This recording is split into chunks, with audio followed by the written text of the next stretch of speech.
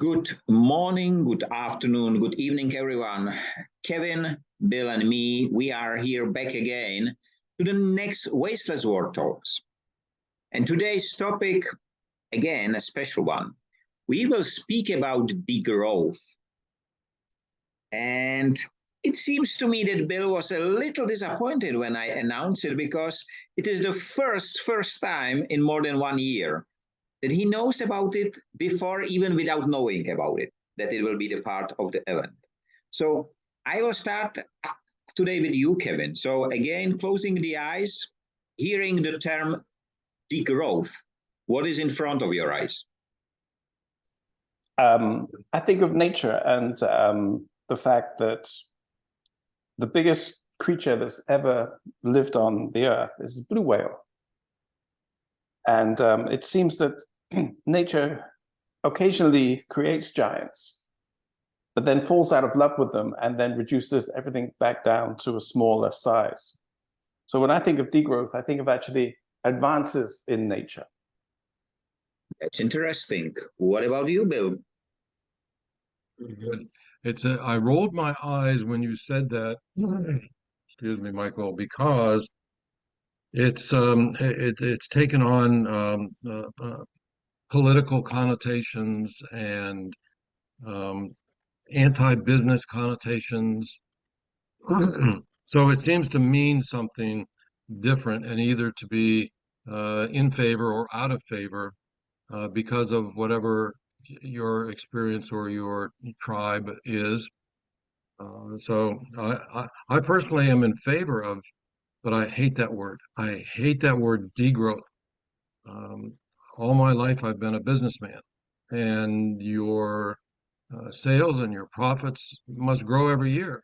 If you ever said, I think we should degrow by 10% this year, you would either be fired, seen as a loser or a quitter, nothing good. So you have to be on the bandwagon. You have to accept growth as a favorable objective.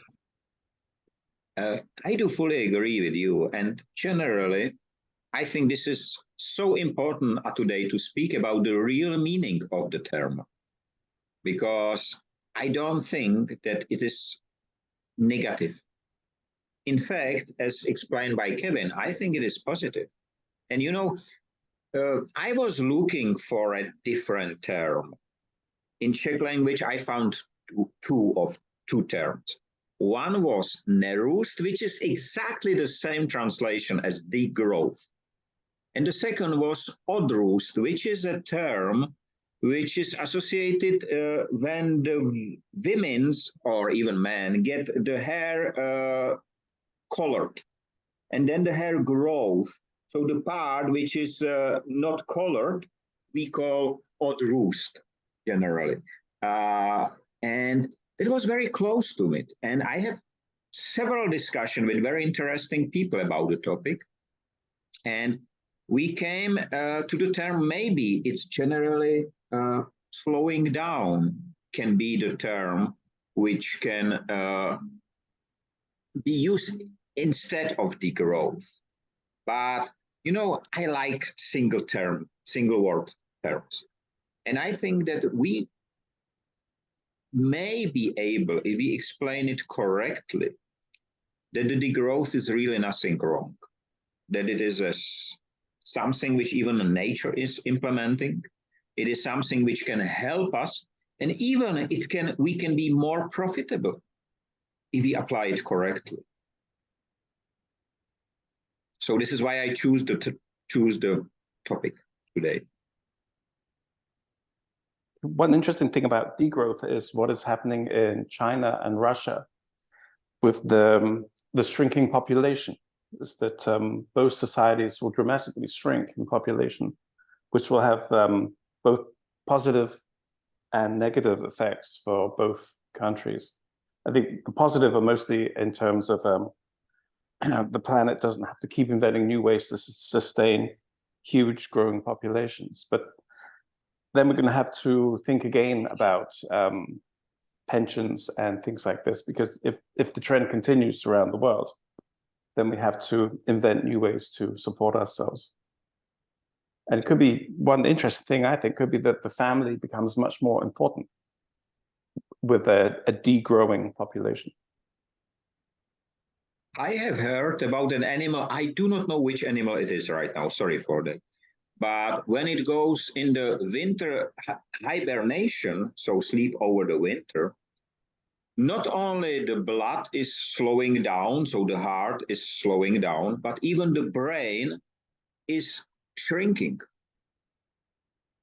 It's quite so interesting. It's a great example of degrowth generally, because when it wakes up, the brain grows up again, and the body gets, of course, the animal has to eat, but then it gets even more stronger than before, if it survived the winter, of course. Kevin, your example of the population is fascinating to me, because I don't think that it's shrinking around the world.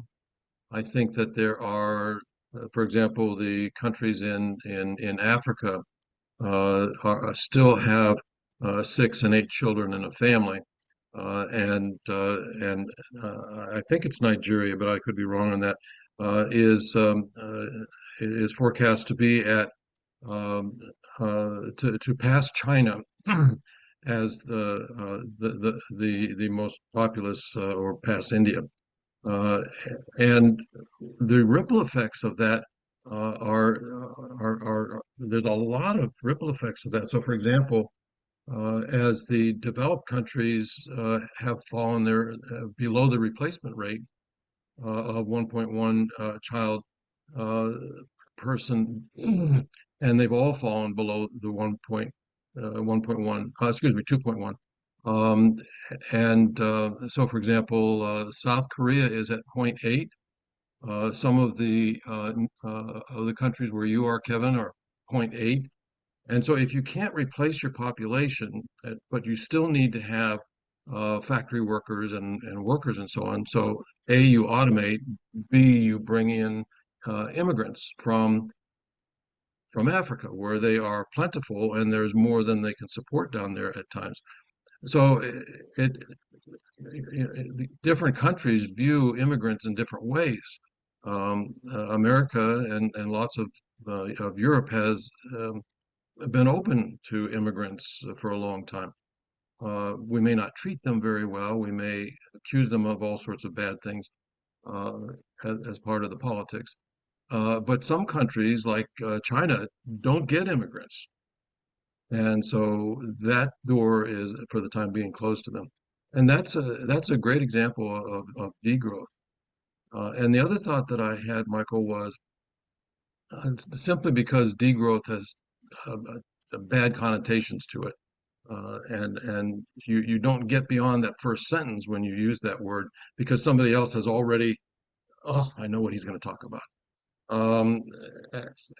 So the way I describe it is that for the last 70 or 80 years, we have been trying to accumulate more and more and more. We've got a disposable economy and so on, but there's been an attitude of more and more and more. Well, how do I judge if he's a good person? Well, does he have a bigger car? Does he have a bigger house? Does he have a bigger bank book? And so on. And so I would like to replace that, and I think it's being replaced. The more and more and more society is being replaced with enough. I have enough house. I have enough food. I have enough. And to stop this headlong dash into always getting bigger and more.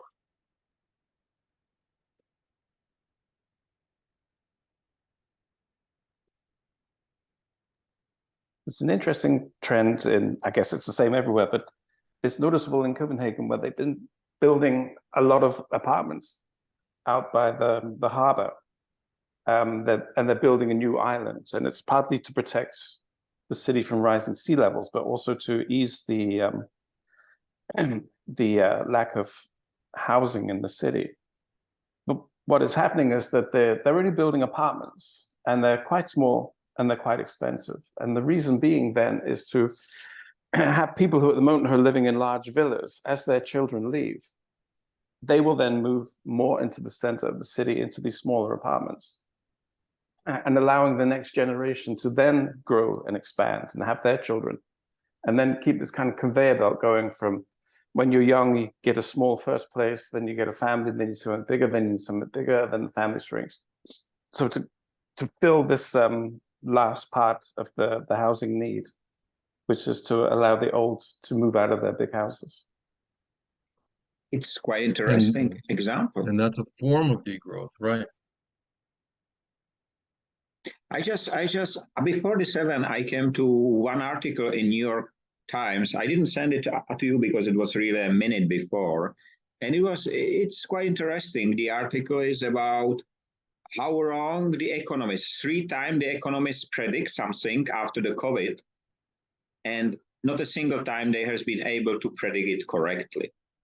And they said that with this COVID, which was, we can call it sudden degrowth, from 1 minute to another, we have to behave differently in some way, that this development really is, for many who expect some systematic way how to work, it's really unpredictable, even they are expert. But when I prepared for the noon event, I tried to find out when the term degrowth was introduced. I think it's quite an old one. I think it's maybe from the old Greece, but Wikipedia does not go so deep. But there was one interesting topic. I don't know if you know about it. You know the Club of Rome, which is a Club of Rome is a society of, let's say, I don't know how to call them, Kevin. How to call the members of Club of Rome? No, nothing polite. Political influentials, I don't know. So it's a bunch of people who are really influential. They are maybe not visible, but they try to influence the world. And they set up in 1968. They asked the Massachusetts Institute of Technology to define the limits of growth. And they really did. 4 years later, there was introduced a book which is called The Limits of Growth. And what is interesting, it seems to me, because it was 1 year after I was born, so it seems to me that since that moment when the limit has been somehow defined, I haven't read the book, I have learned about it yesterday. It seems to me that since somebody introduced the limit, that somebody else says, wow, great. So we have to reach the limit as soon as possible, because then we will be as profitable as never before, because there will be the scarcity, there will be everything negative on which, of course, money can be made easily. So it looks like that. And it was 1968, 4 years, and 1972, and the book is called The Limits of Growth. Yes, I think. It's in Wikipedia. I think one interesting thing is that nature has no objection to growth and no objection to degrowth. It's quite, it doesn't mind making its animals really, really big. And then when times change, to bring them back down to a smaller size. So it is, it's a natural part of evolution. And how are we defining growth? Is there some overarching definition, or is it just more? Expansion in size, I would guess. But growth, yeah, more. I think both of you are close. I think more is the more general one, which you can apply anywhere. And it's not just, and nature does not do it only on a long scale. Every year, the plants grow, and in the winter, most of the animals and plants degrow, so they slow down in some way. So if you will ask what about the definition of degrowth, I will be close to slowing down, probably, in some way. But the difference is when nature degrows over a winter by the seasons, then it's somewhat cyclical, right? And then it'll come back. When you have degrowth from I was thinking of other ways that nature degrows. If there's a hurricane that wipes out the coastal areas, or if there's a forest fire started by lightning and it wipes out forest and so on. I guess there's some cyclical to that as well because it does grow back. But if the Chinese or other nations' population degrows, there's not so much the assurance that it will grow back again. And I think this is one of the issues because in the society, we have been pushed only and teach, sorry, only to growth. As you explained at the beginning, Bill, when you will enter the office and say, sorry, boss, tomorrow we will degrowth, you will be fired. Because, or somebody will call you an ambulance and they will call you lunatic after. Because you cannot do it. You cannot even say it. And I think this is one of the reasons why we reach this situation, because nature do it in the cycles. We forgot about it. Or we thought that growth is unlimited forever. But from any perspective, if you look at it, there is even the trees cannot grow larger than some meters. There are a few exceptions only in the US. And this is because the veins, or I don't know how they are called, the veins inside who deliver the water are not able to deliver higher than, I will say, 47 meters. So the limit is given already at the beginning, but we have been pushed to, no, there is no limit. And I think this is even somebody in the sales and marketing said, there are no limits to sales. Only your imagination. Yeah. And it's interesting the relationship, if you talk about growth, like Bill says, is more. More is one thing, but what is next on the spectrum? It becomes greed, or it becomes excess, or it becomes unsustainable. And it's also interesting to look at it the other way, so that degrowth then is less. And is that also, does it have a positive and negative side, just as in growth does, or as in more does? From my perspective, the negative explanation of degrowth is being shared and pushed by people who knows that it will work, who knows that it's nothing wrong. But for them, it's good that if it sounds wrong, because then everybody says, are you stupid? With degrowth, the people think that we will be poor, we will have nothing to eat, I will have just one t-shirt for 5 years. That's not true. Not true at all. In fact, less can be more.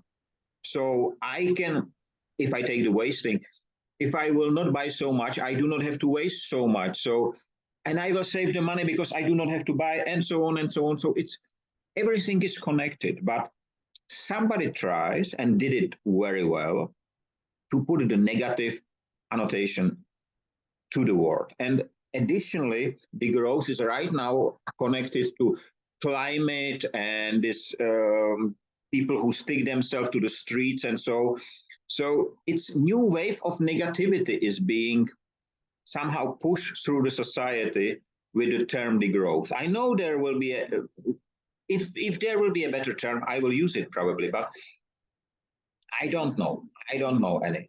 And I am ready to work with this one, which is existing. Everybody knows it, probably not everyone, but a lot of people knows it. And let's just change the meaning.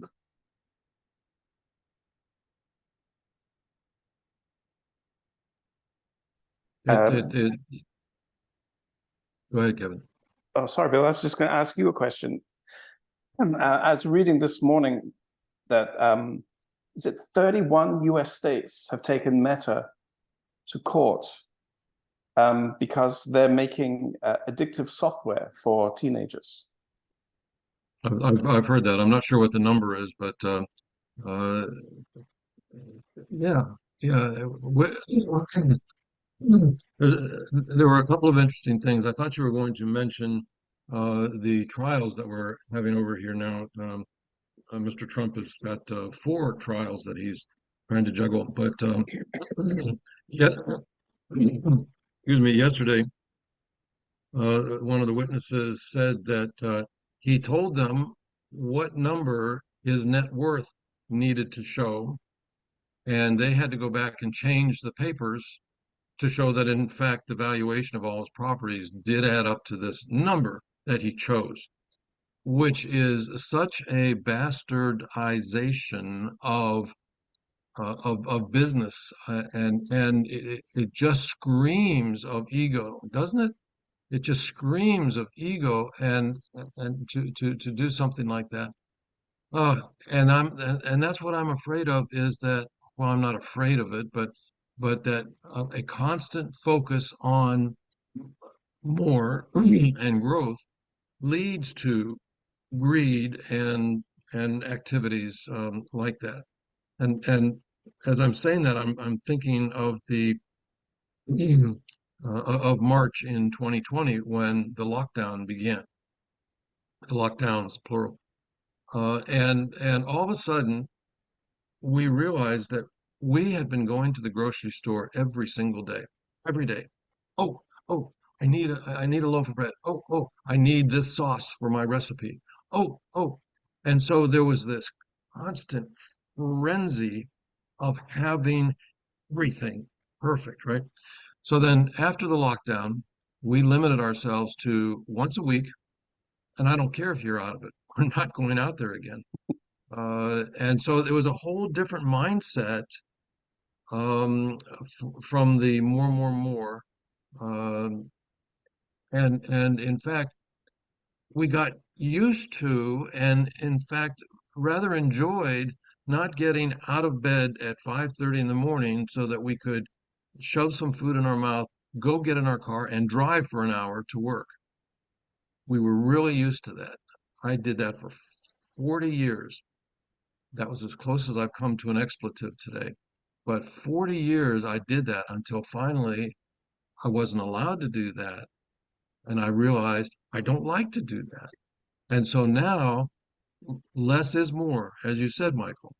And it's a mindset. And you get used to one way, or you get used to the other way. And so I think that the more we talk about this, it increases the awareness of sort of this path that we're on, that we have chosen for ourselves. So I say enough. Kevin, you have some comment. No, I agree with everything Bill was saying. It's the interesting thing is that we have to be forced into it before we can stop. And why is that?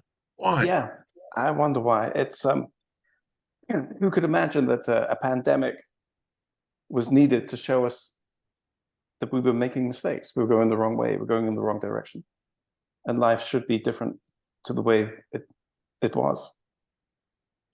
So I say to people that almost everything has a list of pros and a list of cons, right? And I say even COVID has a long list of pros. And people look at me like I have 2 heads or something. But in fact, and I won't list them, but certainly that's one of them. The ability to have this conversation with somebody in Denmark and somebody in Prague, right? Are you still in Denmark? Yeah. Okay. But I'm not in Prague. Oh, Czech Republic. Okay. We had this technology, this Zoom technology. We had it in the mid 90s, 25 years ago, almost 30 years ago. But there were just too many constraints in our way until we had to have it. And then all of a sudden the constraints disappeared, right? And it's like that for so many things, that we have to be forced into something. You know, I think that the growth, we can compare it to the speed train. You know, all the countries are trying to have a speedier train. France, Japan, China, right now there is some more. Then came Elon Musk and said, no, Hyperloop. It will be the speediest of all. It will have the speed of plane. And you know, he was so able to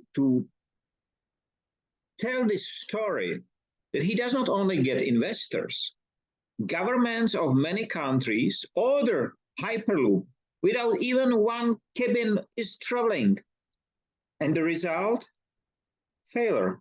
Not a single trial was even reaching close to the speed indicated. I think it was 1,000 kilometers per hour, something like that. I do not remember. He reached 180 or 160 in this short track. At the end, he has sold it to Richard Branson, and today it generally disappeared. And 2 days ago, I found out that a startup in France is offering to the government Hyperloop again. You know, and the next example can be the cryptocurrency. Everybody says cryptocurrency, it will make everyone rich because it's transparent, it's everything. So so easy peasy, great, invest. 3 days ago, started a trial in the US again, a trial with a New York attorney. I do not remember her name, but I would like to work with her. It's against some of these crypto whatever owners or boards or this who run it. $1 billion US dollar loss stolen.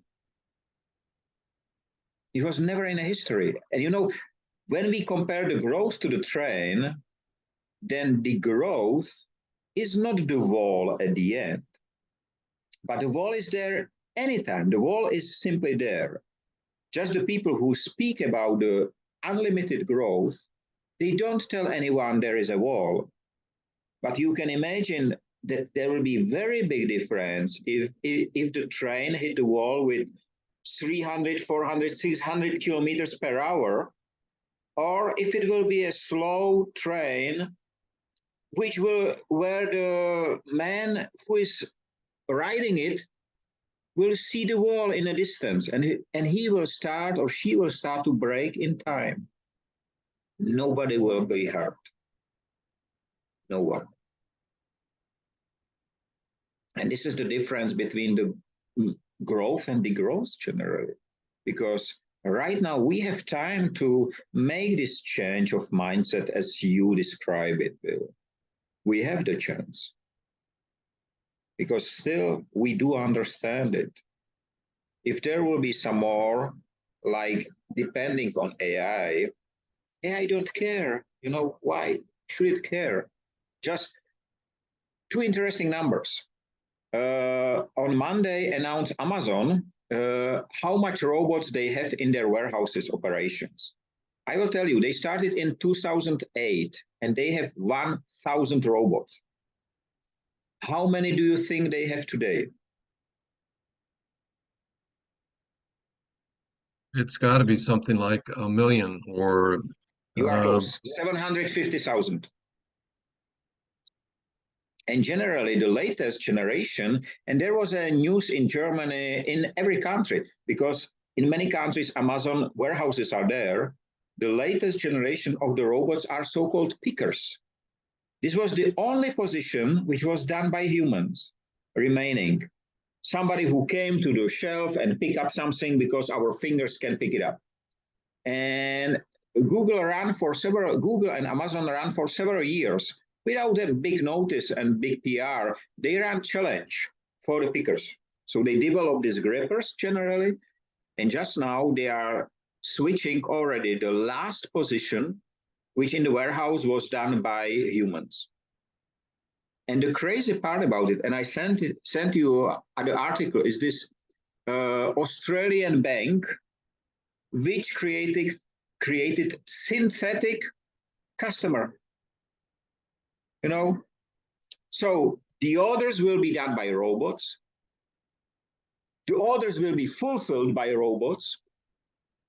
but only until the moment when both of the robots will connect and say, why should I order bread? I don't eat bread. And the other say, why should I send him bread? He does not need bread. He needs electricity, you know, and the robot who was ordering will stop ordering the bread. The issue, if we get addicted, will be that we will not know how to order the bread, not speaking about how to make it.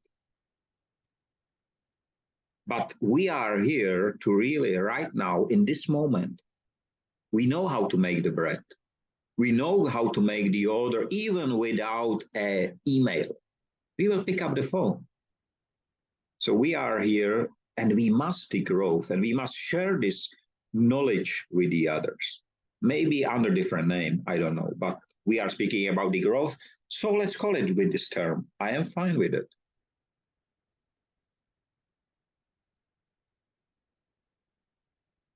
So when I started out many years ago, I started out as a salesperson.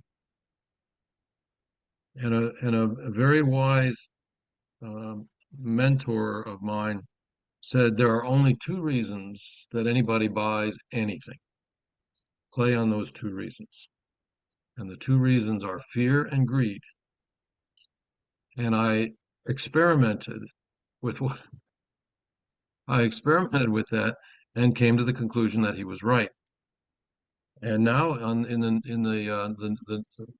newspapers and when you look at the news in the business section, there in fact is a little meter, and it's the fear and greed meter, and the mentality in the business world changes. So when we have a war, it goes towards the fear side, and when we have opportunities like who wants to get in on this hyperloop and make a zillion dollars, right?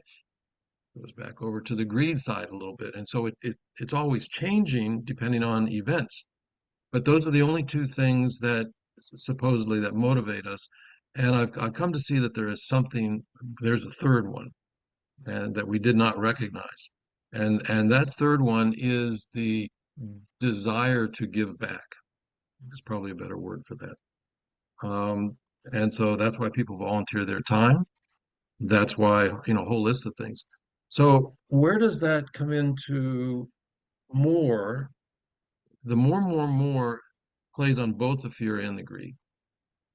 The enough plays on the desire to give back. It could play on the fear and greed a little bit because I fear that I have become too busy, so I will scale back a little bit. You could make an argument for that.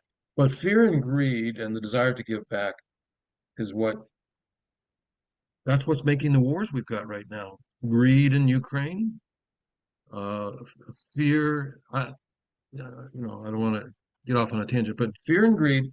And so as we talk about degrowth, is that because we're afraid of what's up ahead of us? We've just started going too fast. Is it because of greed? You could probably make a case that it's not because of greed. If it was because of greed, you'd want more, more, more. Kevin. So what is driving that? I was just thinking, when you look at new technology, and you guys touched on it a little bit earlier, that there is this greed that you must get in on it.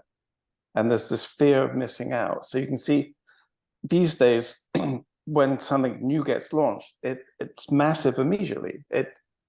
So if it was FTX or it was Theranos or it was this WeWork, there's this fear that you got to get in early. If you don't, you will miss the wave. And there's this greed that if you do get in early, you're going to make an absolute fortune. And nobody, it seems, has the patience to grow things organically or over time, or develop things slowly and carefully.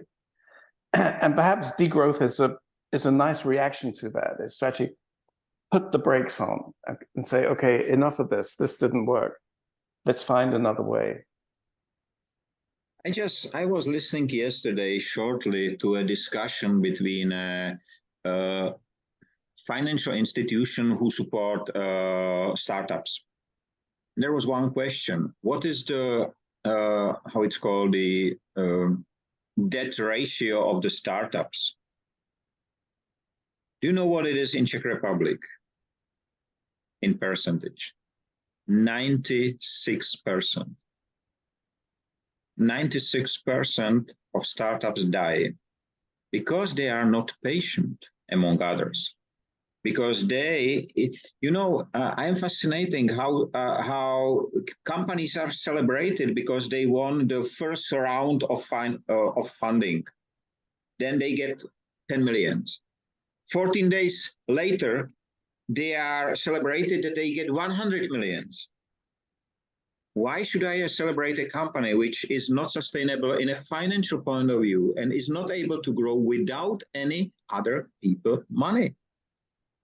It does not make sense to me. I am not an economist and I will never be, but just for you, quite interesting information. Just before we started, I make again this Industry 5.0 newsletter and preparing. And today, 2 new countries, and there are no Industry 5.0 ambassadors there in the countries, started to speak about the importance of Industry 5.0. One of them is Brunei, which is generally one of the richest countries in the world.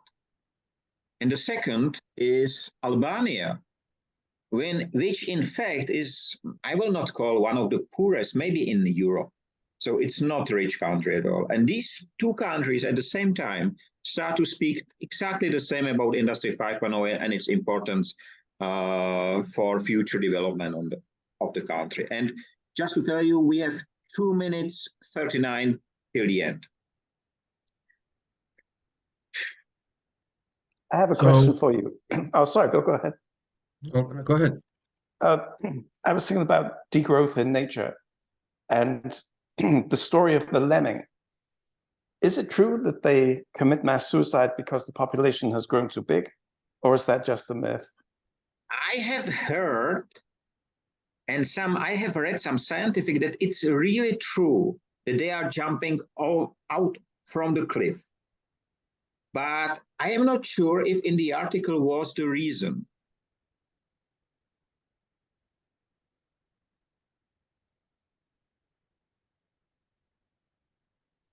So, Bill, some words to the end. We have 1.5 minutes. So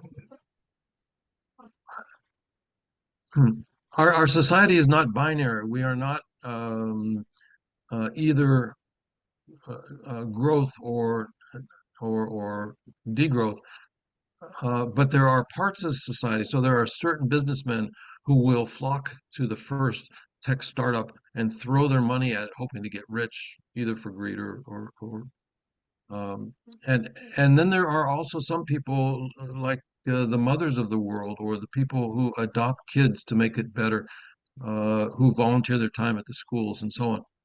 And so I think it's more which one is more, what is the balance of these 2 or 3 or 4 types of people? And I suspect that we are getting more degrowth thinking people. The younger generations are more concerned about environment than I was when I was at that age, and so on.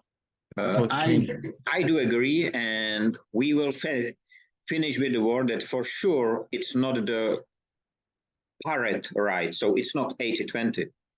I think that the people who are ready to degrowth, it's much more higher than that. So thank you for the call. Thank you for the discussion. I think it was fascinating. And I would like to wish everyone have a nice time, free of waste and wasting in all its forms. Stay safe, free, and don't fear degrowth. It's a good thing, and it's for us and for our better future. See you next week. Bye-bye. Bye-bye. Bye-bye.